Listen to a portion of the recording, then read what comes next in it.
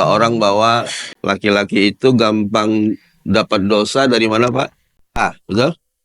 Kalau perempuan gampang berbuat dosa dari mana, Bu? Oh, dari mulut ya? Oh, baru tahu saya. Betul, Pak. Kita ini berangkat keluar dari rumah saja sejengkal, nampak anak gadis tuh lewat tak menutup aurat. Beda dia tuh. Kalau yang tak cantik menoleh dia. Kalau yang cantik, nah situlah godaannya. Bu, udah ngumpul seperti ini. Apa yang muncul kalau nggak menjaga lisannya? Akhirnya apa? Ceramah Ustadz di depan, ceramah dia di sebelah. Ngapain? Menceritakan kerudung kawan tuh yang masih cicilannya belum lunas. Dia bendaharanya, nggak dibayar-bayarnya itu. Bagaimana cara menghadapi dua tantangan ini Bapak Ibu agar tidak sia-sia kita? Bayangin Bapak Ibu rahmati Allah, segala amal ibadah kita kalau tidak kita jaga, nol nilainya. Ikhlas itu adalah berbuat karena Allah. Lawannya apa? Riya. Apa itu riya? Pamer. Berbuat bukan karena Allah. Hilang semua amal ibadah kita, pahala-pahalanya hanya gara-gara pamer. Bayangin, sholat riya hilang. Mending Bu, sholat ini masih ibadah yang cuman fisik dan zikir dan gerakan saja. Bayangin ada ibadah yang mengorbankan waktu, mengorbankan kesehatan, betul? Meninggalkan keluarga. Apa itu nama ibadahnya? Haji dan umroh. Meleset sedikit saja niatnya, riya, maka puluhan juta yang dia bawa itu, yang dia keluarkan dan sebagainya, habis tak bernilai gara-gara pulang dari haji, nggak dibilang dia wak haji atau wak hajah. Ini pamer. Nah, dalam kitab akhlak ini, bagaimana cara menghadapi tantangan dari dalam dan dari luar itu, Bapak Ibu rahmati Allah, maka miliki sebuah sifat yang harus kita install, kita download kata anak sekarang pada diri kita. Apa dia? Nama sifatnya adalah mujahadah. Jadi orang soleh itu memang berat tantangannya. Justru karena berat itu, pahalanya apa? Ganjarannya? Surga. Jannatun Naim, surga Firdaus, dan sebagainya. Memang jadi orang soleh itu nggak gampang, tantangannya berat. Tapi kita bisa melaluinya dengan sifat yang satu ini, yang namanya adalah mujahadah. Sering kita mendengar kata-kata ini. Kira-kira apa arti mujahadah, Bu? Pernah dengar? Mujahadah ini berasal dari kata jahada, yujahidu, mujahadatan, jihadan. Jadi kata-kata jihad itu seakar juga dengan kata mujahadah. Ya. Awalnya adalah jahada, kesungguhan. Nah, mujahadah ini adalah, kata para ulama dalam kitab ini disebut, mujahadah itu maknanya adalah bazlul wus'i. Bazlul wus'i. Apa maksudnya Ustaz? Maksudnya adalah mencurahkan segala kemampuan. Nah ini dia.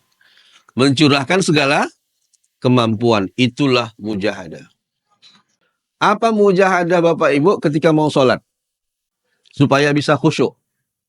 Kita tahu kan, ini sholatku ini bisa khusyuk, bisa enggak ini. Ada enggak persiapannya yang mujahadah agar bisa khusyuk? Kalau tak ada, lewatlah sholatnya.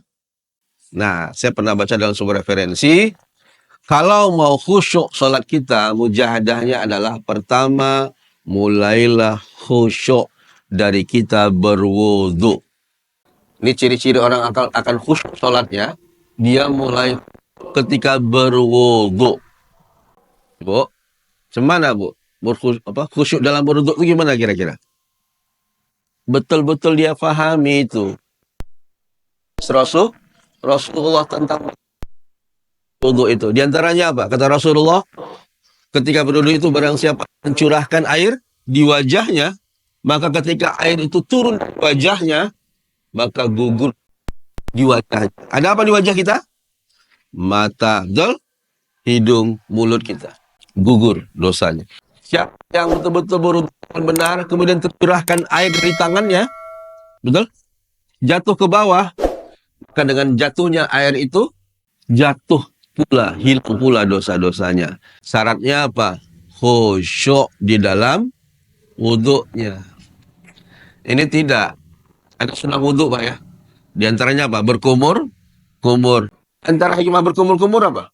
Mensucikan dosa lisan. Tapi ada orang sambil berkumur, gosip dia tempat wudhu. Lisan. Bisa rupanya khusyuk ketika wudhu? Bisa, Bu. Dalam sebuah kitab sufi ya saya baca, kalau nggak salah di kitab, ada seorang anak yang berwudhu di sebelah seorang guru besar lah, ulama kita bilang.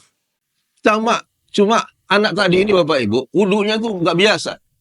Dia berwudhu itu nangis, Bu. Nangis dia. Dan nangisnya pun tak biasa. Nangisnya sesungguhkan, sedih. Membasuh wajahnya, nangis dia.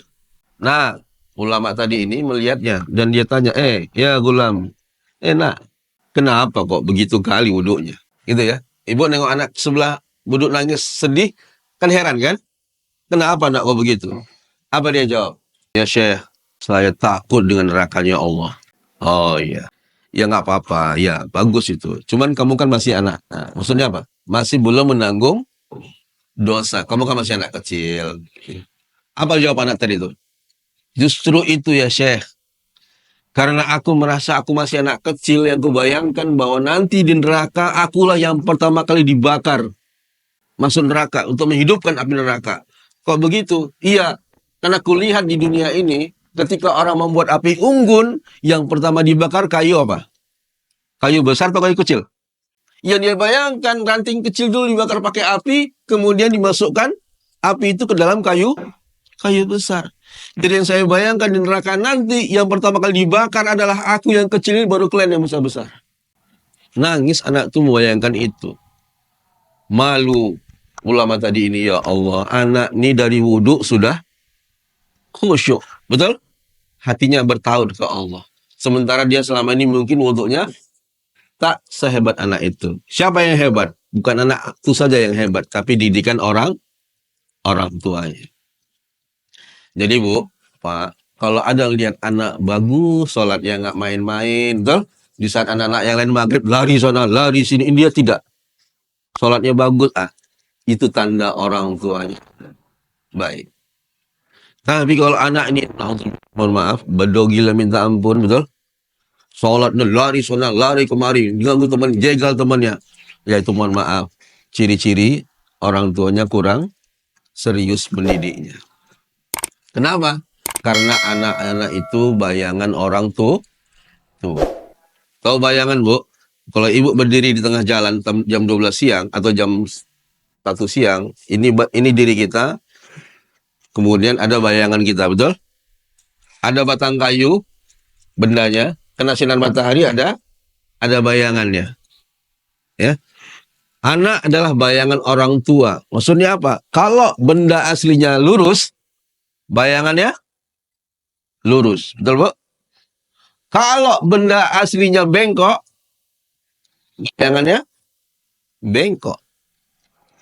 Ini gampang sekali menilai diri kita sebagai orang tua. Baguskah kita, akhlak kita, mendidik anak-anak kita. Di antaranya apa? Lihat anak kita. Gimana mulutnya, gimana sholatnya, gimana nuntut ilmunya, dan sebagainya. Nah, mujahadah, ya, badlul wus'i. Memang berat jadi orang soleh, memang berat jadi orang baik, memang berat istiqomah, memang berat khusyuk. Tapi jawabnya adalah akan mudah, kata Allah, kalau kita bermujahadah. Dalam surah Al-Ankabut, ayat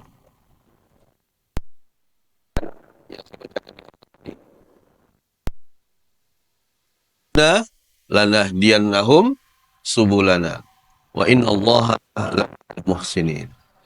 Dan orang-orang yang bermujahadah, yang bersungguh-sungguh, kata Allah, lanahdiyannahum subulana, akan kami berikan benar-benar petunjuk kepada mereka. Dan sungguh Allah beserta orang-orang yang berbuat baik. Jadi adalah kesulitan-kesulitan kita jadi orang soleh, jadi orang baik itu bisa dilalui dengan sifat apa? Mujahadah. Yuk, berjihad kita, mujahadah kita sampai akhir hayat. Kenapa? Karena syaitan laknatullah terus menyerang kita, bahkan di saat sakaratul maut. Kapan syaitan berhenti menyerang kita? Ketika kita sudah meninggal dunia.